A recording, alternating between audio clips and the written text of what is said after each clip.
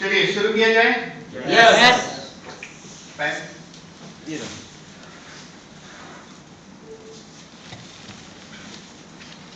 चलिए देखिए, कल हम लोग रुके थे, कौन से सिस्टम पे रुके थे कल?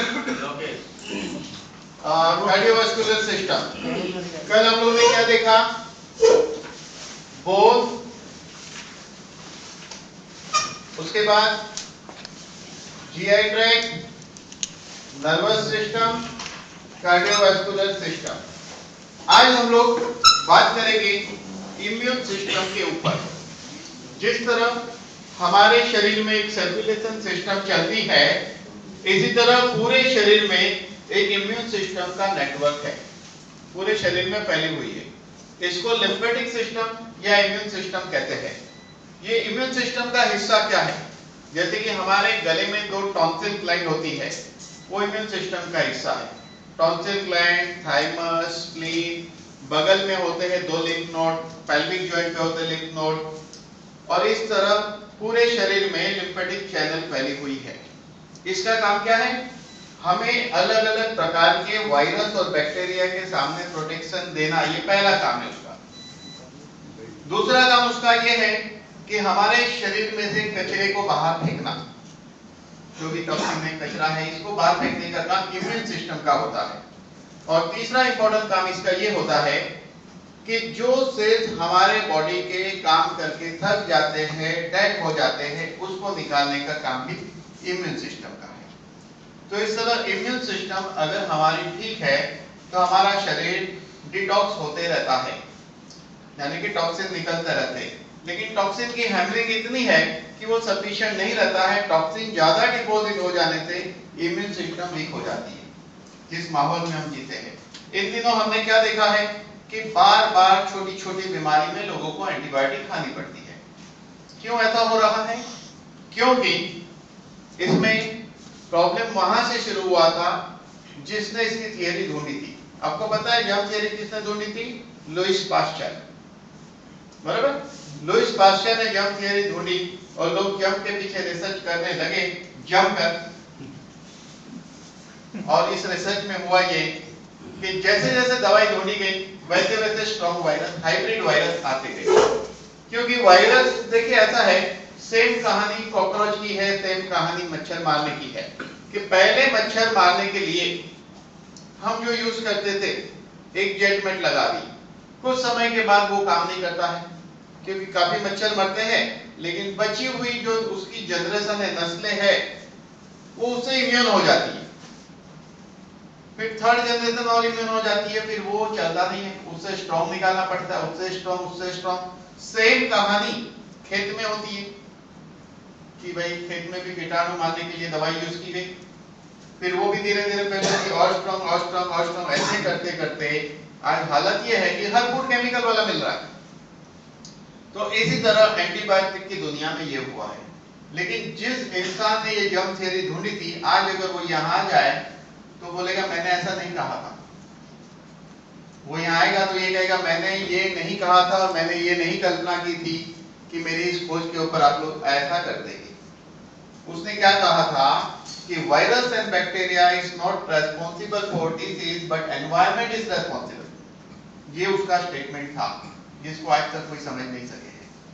क्या मतलब होता है एनवायरनमेंट का? ये एनवायरनमेंट की बात नहीं है।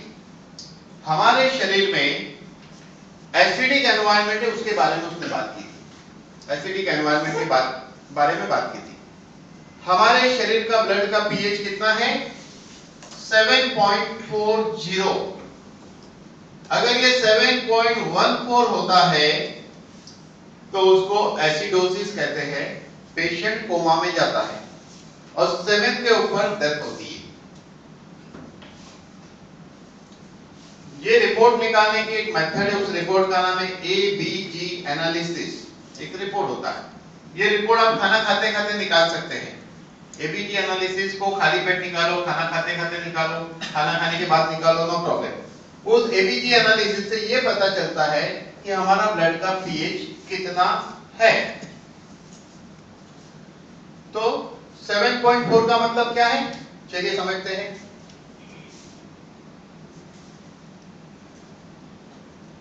से लेकर 7 तक यहाँ एसिडिक माना जाता है और यहाँ अल्कलाइन माना जाता है, बराबर।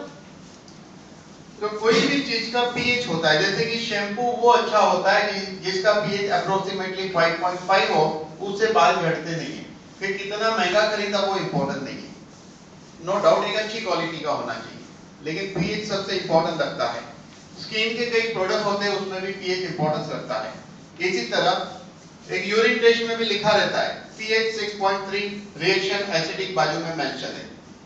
यानी कि कोई भी चीज का चेकिंग में काउंटिंग बिलो 7 आता है उसको कहते हैं एसिडिक, और 7 के ऊपर आता है उसको अल्कलाइन कहते हैं। पीएच यानी कि काउंटिंग एनालिसिस है एसिड और अल्कलाइन का, उसको पीएच कहते हैं। अब थियरी ऐसी है कि हम लोग जो भी खाना खाते हैं वो सारा फूड एसिडिक होता है। अभी हमने सुबह में क्या खाया? और खाया। मेंदू वड़ा नहीं खाया? मेंदू वड़ा भी खाया। सांभर खाई, चटनी खाई, चाय और कॉफी पी, ये अभी नाश्ता था। तो हम लोग जो भी खाना खाते हैं एसिडिक होता है। फिर आऊंगा वापस खाने पे। जो भी खाते हैं एसिडिक है ऐसा मान के चलो। तो हम लोग एसिडिक खाना खाते हैं, इसकी वजह से होता यह है कि हमारे शरीर में एसिड लेवल बढ़ता है। ऊपर वाले ने ऐसी सिस्टम बनाई है कि हमारे बॉडी का ब्लड अपना पीएच 7.4 मेंटेन करने के लिए सेल से अल्कलाइन लेता है। अगर सेल अल्कलाइन नहीं देगा तो वो मुसीबत में पड़ेगा। इसलिए सेल एक लिमिट तक अल्कलाइन देता है, उसके बाद कहता है कि अब मैं नहीं दूंगा, नहीं तो मैं मुसीबत में पड़ूंगा। उस वक्त हमारे शरीर में एक बहुत अद्भुत घटना होती है। ऊपर वाले ने ऐसी एक अरेंजमेंट रखी है, और वो घटना ये है कि फैट सेल प्रोड्यूस होते हैं। मोटापा सिर्फ एसिडिटी होता है, फैट सेल प्रोड्यूस होते हैं। वो फैट सेल का काम है एसिड को स्टोर करना। अगर उसका मैनिफेस्टेशन, जैसे कि वो एसिड फैट के रूप में प्रकट नहीं हुआ, तो उसका मैनिफेस्टेशन हाइपर एसिडिटी में होता है। अगर फैट सेल नहीं बना तो, अगर हाइपर एसिडिटी नहीं हुआ तो अल्सर होगा, या इंटेस्टाइनल अल्सर होगा, या ड्यूडेनल या स्टमक अल्सर होगा। वो नहीं हुआ तो कॉन्स्टिपेशन होता है। कॉन्स्टिपेशन भी एसिडिटी है, कॉन्स्टिपेशन भी एसिडिटी है, लेकिन हम वो ऊपर डकार आने वाली एसिडिटी को एसिडिटी समझते हैं। ये बड़ी प्रॉब्लम है। एसिड का अनेक स्वरूप है। अगर वो वेन के ऊपर अटैक करता है तो वेरिकोज वेन होती है, पैर में ग्रीन नसें हो जाती है, वेरिकोज वेन होती है। यही एसिड जॉइंट पे अटैक करता है तो जॉइंट को डैमेज करता है, स्किन पे अटैक करता है तो स्किन खराब होती है, और स्काल्प पे अटैक किया तो बाल जाते हैं। ये तो मैंने थोड़ी सी बात कही। ऐसा एसिड का अगर डिटेल में एक्शन देखें तो पूरे बॉडी पे अनेक जगह पर एक्शन, उसका एक्शन होता है, जिसको हमें रिएक्शन कहना चाहिए हमारे बॉडी का, जिससे हमें नुकसान होता है। तो एसिड ही सबसे बड़ा प्रॉब्लम हमारी लाइफ में है, वो एसिड है। अब हम जो भी खाना खाते हैं एसिडिक होता है, तो फिर अल्कलाइन खाना क्या है? जिस खाने पे इंसान अपनी प्रक्रिया नहीं करता, अपनी कसरत नहीं करता है जिस खाने पे, उसको अल्कलाइन कहते हैं। जैसे कि फ्रूट है या नेचुरल जो भी चीजें हैं जिसको हम कुक नहीं करते हैं, लेकिन हम लोग ऑलवेज कुक खाना खाते हैं। अभी सुबह हम लोगों ने 100% एसिडिक खाया, इसीलिए अल्कलाइन क्या होता है? हाईली अल्कलाइन होता है स्प्राउटेड मूंग चने। अगर रोज एक कटोरी खाया जाए, जिसको कच्चा नहीं पचता है तो थोड़ा सा उसको स्टीम देके खाओ, वो बहुत अच्छा होता है।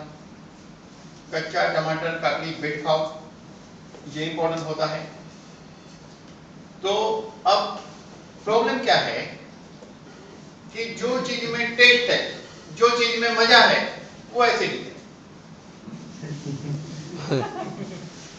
हाँ। और दुनिया में हर मजे वाली चीज डेंजर होती है, ऐसे कैसी तेजाब है। हर मजेदार चीज तेजाब है, पक्की बात है ना, एसिडिक है। और एसिडिक पूरा होता है, संत महात्मा ने भी कहा है। तो एसिडिक होता है। अब हमें खाना चाहिए अल्कलाइन। जिस चीज को हम कुक नहीं करते हैं वैसी चीजें खानी चाहिए। तो सलाद खाइए, स्प्राउटेड मूंग चने खाइए, ऐसा सब खाना चाहिए। लेकिन हम लोग क्या है, सब कुक फूड खाते हैं। लेकिन उसके बिना चलेगा भी नहीं, नहीं तो जिंदगी क्या जियोगे, है कि नहीं। जैसे रामदेव बाबा कहते हैं प्राणायाम करो हेल्थ अच्छा होता है, मैं कहता हूँ आपको जितना प्राणायाम करना है करो, मैं नहीं करता हूँ, मेरे साथ रहो 1 महीना, मैं जो खाता हूँ आप खाओ, फिर बचा के बताओ, जो प्राणायाम करना करके बताओ, नहीं रह सकते वो हेल्थी, चैलेंज है मेरी। क्योंकि सिर्फ योग सफिशिएंट नहीं है।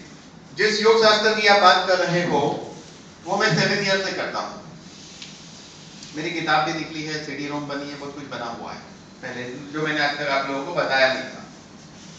तो पतंजलि योग सूत्र में भी लिखा है योगियों को जड़ी बूटी का सेवन करना चाहिए। क्यों? ये सब करेक्शन के लिए। तो जड़ी बूटियों का सेवन में एक आता है शरीर को पोषण मिलना चाहिए, शरीर के टॉक्सिन निकलने चाहिए, शरीर को पोषण मिलना चाहिए, शरीर के टॉक्सिन निकलने चाहिए। इसके अलावा शरीर का एसिड, नहीं माइक चल रहा है उसको मत छेड़ो, हाँ माइक तो चल रहा है। इसके अलावा शरीर में जो एसिड है उसको न्यूट्रलाइज करना चाहिए। कितनी बातें? 3 है। शरीर को पोषण मिलना चाहिए, कुछ इंपॉर्टेंट विटामिन मिलना चाहिए और डिटॉक्सिफिकेशन होना चाहिए, तब जाकर परफेक्ट योग घटित होता है। इसीलिए कोई ये समझे कि वो बहुत योगा कर रहा है तो जिंदगी में बीमार नहीं गिरेगा, ऐसी कल्पना में मत जिए आप। मैं आपको ऐसे लोग बता सकता हूँ जो योग करते हैं लेकिन हेल्दी नहीं है, और मैं ऐसे लोग बता सकता हूँ जो योग नहीं करते हेल्दी। क्योंकि सबसे इंपॉर्टेंट होता है एक्सरसाइज, नो डाउट जरूरी है, ओनली योगा सफिशिएंट नहीं है। क्या खाते हो ये इंपॉर्टेंट है, क्या सोचते हो इंपॉर्टेंट है, कैसे सोते हो इंपॉर्टेंट है, कितना सोते हो इंपॉर्टेंट है, बहुत सारी बातें इंपॉर्टेंट है ना लाइफ में। एक चीज से सब कुछ नहीं होता। तो अब इंपॉर्टेंट बात यह है कि ये पीएच को मेंटेन करना है। अब ऐसा होता है कि acidic environment good for virus bacteria and alkaline environment bad for virus bacteria, यानी कि अल्कलाइन एनवायरनमेंट में वायरस बैक्टीरिया टिकता नहीं है। अगर आप अपने बॉडी के एनवायरनमेंट को मेंटेन करते हो आपको इन्फेक्शन नहीं होगा। जमाना हो गया मैंने कभी एंटीबायोटिक नहीं खाई, शायद आप लोग मुझे नहीं जानते, पहले थे भरत भाई तो मुझे बरसों से जानते हैं। और अगर एंटीबायोटिक आपने खाई थोड़ी सी प्रॉब्लम में तो प्रॉब्लम बढ़ेगा। बहुत लोग सर्दी होती है तो भी गोली खा लेते, कभी कभी एंटीबायोटिक भी खाते हैं सिंपल दवा की बदली में। और सर्दी के लिए आपको जानकारी होगी कि नहीं पता नहीं, सर्दी बहुत डेंजर बीमारी है, सर्दी बहुत डेंजर बीमारी है, उसका इलाज करना चाहिए। इलाज किया तो 1 हफ्ते में ठीक हो जाता है, नहीं इलाज किया तो 7 दिन तक तकलीफ होती है। बहुत डेंजर बीमारी। कोई तो हरज रहती सर। मतलब ये कि 7 दिन में अपने आप ठीक होती है, इलाज करो तो 1 हफ्ते में ठीक होता है। न कि हमें करना है कि 7 दिन में ठीक करना है या 1 हफ्ते में ठीक करना है।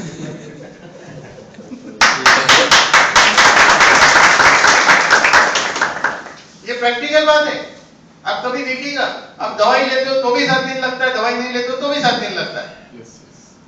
क्योंकि बॉडी खुद ही ठीक करती है, टॉक्सिन निकल रहा है बॉडी का, निकल जाने दो ना, क्यों उसको लपड़े में डालते हो। सर्दी कोई बड़ी बीमारी नहीं है कि इलाज करना ही चाहिए, ऐसा कुछ नहीं। सर्दी में तो सिंपल है, गर्म पानी पीजिए, खाना चेंज कर दीजिए, कच्चा फूड खाइए, थोड़ा कम खाइए, तली हुई चीज मत खाइए, मसाला मत खाइए, इतना चेंज करो ना तो 7 दिन भी नहीं लगेगा, 5 दिन में ठीक हो जाए। जस्ट चेंज फूड हैबिट, अपने आप सर्दी ठीक होता है।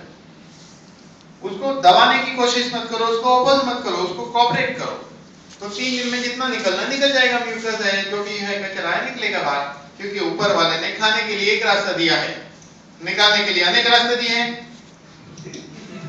है कि नहीं।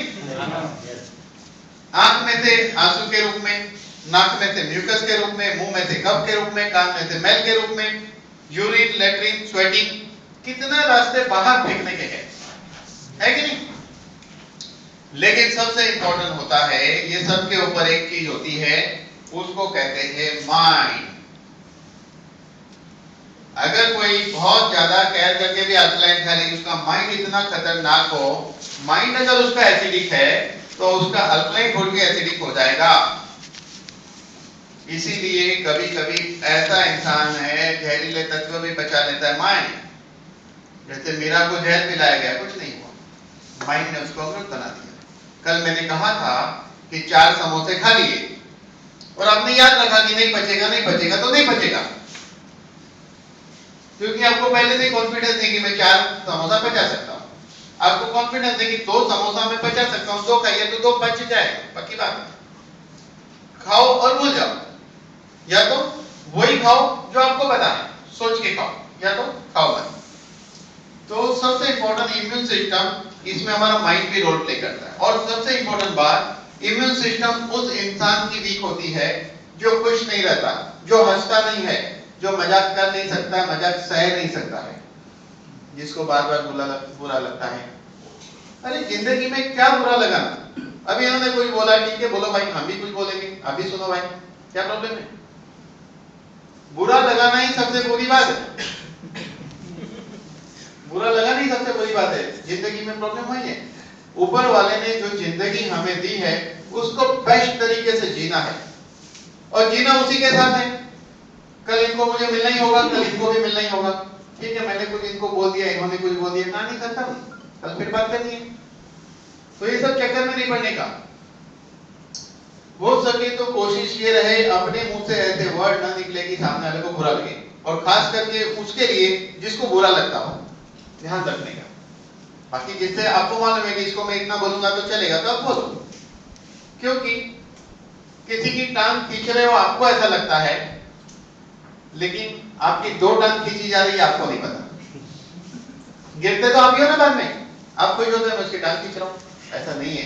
लाइफ में टांग खींचने की थियरी मत रखो। लाइफ में बहुत इंपॉर्टेंट है। हम लोग क्या करते हैं, एक आदमी को मजाक का पॉइंट बना देते हैं कि ये पागल है, इसको अकल है, ऐसा मत सोचो। हर इंसान को बहुत अकल है, ये समझ के चलो। कभी कभी आपने देखा रिटायर्ड बच्चे होते हैं, ऐसे पढ़े हैं, बस सीबी चाइल्ड है, मेंटल ग्रोथ नहीं है, तो हम लोग क्या बच्चा है, कुछ समझ, इसको क्या मालूम। आप सोचते हो कि नहीं? यस, सोचते हैं, लेकिन सोच बदलो। आप ये सोचो कि ये आदमी कोई कर्म ही नहीं कर रहा है, न इसका कहने का बुरा लग रहा है, ये ना कुछ कर रहा है। ये महात्मा पैदा हुआ है, अपनी पिछले जन्म की साधना पूरी कर रहा है, वो साधना में मस्त है। एक महात्मा है वो, अलग ढंग से सोचो। और मैं आपको इतने एग्जाम्पल बता दूंगा, बताना तो छोड़ दीजिए, ऐसे बच्चे हर जगह है, आप खुद देख लीजिए जो मैं कहता हूं। ऐसे बच्चे जिनके यहाँ पैदा हुए और जिन्होंने उनकी सेवा की, वो बच्चा पैदा होने के पहले वो क्या थे और बाद में क्या है, आप जाके देखिए। करोड़ोपति बने हुए एग्जाम्पल, करोड़ोपति बने हुए एग्जाम्पल मैंने देखे हैं, लेकिन जिन्होंने सेवा नहीं की उनको बुरे हाल में भटकते भी हमने देखा है। तो फिर वो महात्मा जिसकी सेवा करने से उसके पेरेंट्स को इतना होता है, तो आप भी उसको इज्जत से देखो और उसको जो भी हो सके करो। ये मत सोचो ये बेवकूफ है और मैं अकलमंद हूं, नहीं, ऐसी यही गलत फहमी है। मैं बहुत छोटा था तभी की बात बता रहा हूँ। मुंबई में एक जगह है माटुंगा, तो वहां से जब कई बार मुझे जाना होता था तो रास्ते में एक भिखारी जैसा आदमी बैठे रहता था, फिक्स प्लेस था, वो कभी भीख नहीं मांगता था। मैंने बहुत बरसों तक देखा, पता नहीं कितनी उम्र का रहेगा, लेकिन उसकी उम्र कभी बढ़ी नहीं, उसकी उम्र कभी बढ़ी नहीं। कभी कभी वो आधे घंटे तक भी सिर के बल होता था, शीर्षासन रहता था।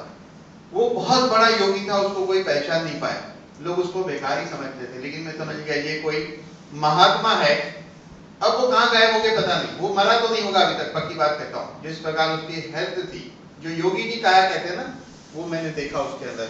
उनकी आंख की चमक, चेहरे की चमक, बॉडी देखो परफेक्ट। कभी कोई चेंजेस बरसों में हमने नहीं देखा उसके अंदर। तो लोग भिखारी समझते हो कि जरूर कोई खाना खिलाता होगा उसको, जो भी है, लेकिन आदमी जबरदस्त था। उस वक्त मैं बहुत छोटा था, उस वक्त मैं बहुत सालों तक देखता था। अब उस एरिया में जाना होता नहीं है, लेकिन वो शायद हो गए वहां पे। तो दुनिया में क्या क्या चलता है हम देखते भी हैं। लाइफ में बहुत कुछ बनने के लिए, सीखने के लिए 2 क्वालिटी चाहिए, awareness and observation. Awareness and observation बहुत इंपॉर्टेंट चीज होती है, लेकिन हम ना अवेयर होते हैं ना ऑब्जर्व करते हैं, हम तो बेहोश होते हैं हमेशा, नशे में होते थे। नशे में होना यानी बेहोशी। कैसे कि शराब क्या है? नशा, लेकिन एक्चुअली बेहोशी की दवा है। जिंदगी अपने आप नशा है, तो फिर बेहोशी की दवा की जरूरत है क्या? ऐसा है। तो सिस्टम पे फिर से आते हैं। तो तरह तरह के वायरस जो अटैक करते हैं उससे बचना है। तो अपनी इम्यूनिटी दवा के अंदर 4 इंपॉर्टेंट मॉलिक्यूल हैं। 4 इंपॉर्टेंट मॉलिक्यूल है। एक मॉलिक्यूल है प्रोलाइन रिच पॉलीपेप्टाइड, पीआरपी। ये बहुत इंपॉर्टेंट मॉलिक्यूल है। इसका काम क्या है?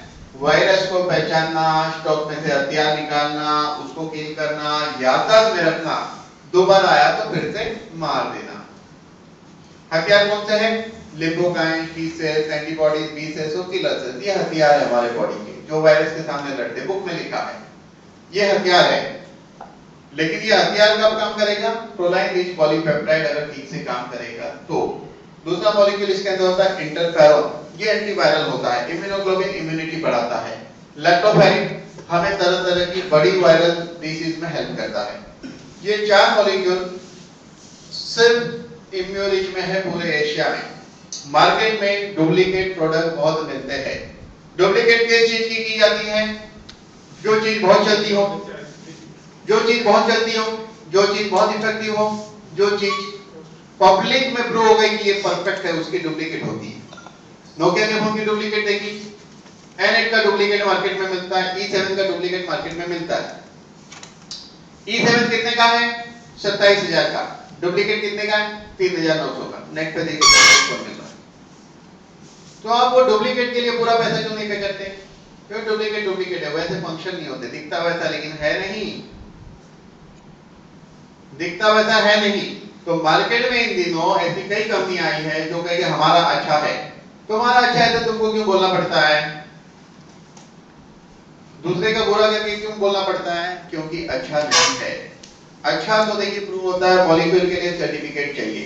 सर्टिफिकेट न होने के कारण उन लोग एज अ फूड सप्लीमेंट बेचते हैं, जबकि हमारी दवा एफडीए अप्रूव है, मेडिसिन है। Not only FDA approve Indian, US FDA approve भी है ये। यानी कि अपनी दवा इसमें ये जो मॉलिक्यूल जो है अपनी कंपनी बुक में लिख कर देती है। और सबसे बड़ी बात, कंपनी के खुद एमडी बोलते हैं ये मॉलिक्यूल है, चेयरमैन बोलते हैं ये मॉलिक्यूल है। क्यों बोलेंगे? है तो बोलेंगे ना। ये तो कानून में फंस सकता है कि नहीं आदमी? फंस सकता है। लेकिन यहाँ है इसलिए बोलते हैं, कानून में फंसने का सवाल ही नहीं है। जो है वो है। इसीलिए बहुत इंपॉर्टेंट बात है कि इन दिनों 2-3 कंपनी गुजरात में भी मूवमेंट कर रही है डुप्लीकेट प्रोडक्ट को लेकर। बातों में भी, यहाँ तक कि धन्वंतरी के प्लान की भी बुराई की जाती है। ये बात रिकॉर्ड हो रही है। मैं भी चाहता हूँ ये रिकॉर्ड पहुंचे हर जगह उन लोगों के लिए जो ये मेरे रिकॉर्ड देखेंगे, क्योंकि कहीं ना कहीं रिकॉर्ड पहुंचेगी लोगों तक और पहुंचनी चाहिए। और ऐसी कंपनी ज्यादा टिकने वाली नहीं है। दूध दूध होता है, दही दही होता है, दोनों का टेस्ट अलग है। तो दूध दही का डिफरेंस,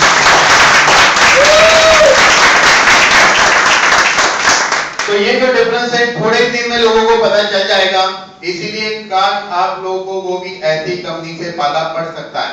हो सकता है कि आपको भी कन्विंस किया जाए। ये ओपनली मैं इसलिए कहता हूं कि आप ही लोग धन्वंतरी के वो फाउंडर मेंबर है, वो पिलर है। इसीलिए पिलर यहाँ से हटा के दूसरी बिल्डिंग में लगाने की कोशिश की जा सकती है, लेकिन उनको मालूम होना चाहिए कि जो पिलर जिस बिल्डिंग के लिए बना है उसी बिल्डिंग के लिए सूटेबल है।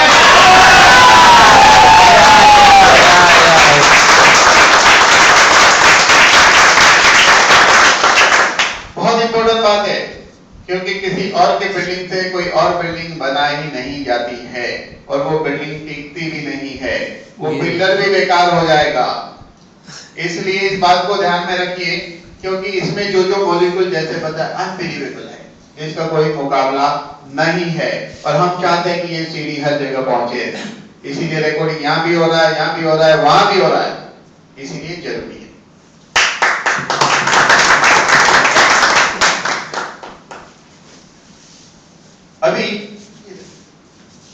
अभी हमने क्या देखा? लिम्फेटिक सिस्टम देखा। अभी हम लोग बहुत इंपॉर्टेंट एक सिस्टम पे बात करने वाले हैं, उसका नाम है एंडोक्राइन सिस्टम। Endocrine system. तो हमने अभी देखा इम्यून सिस्टम देख लिया। अभी हम देखेंगे एंडोक्राइन सिस्टम। हमारे शरीर में 2 किस्म की ग्लैंड होती है। एक ग्लैंड को कहते हैं एंडोक्राइन,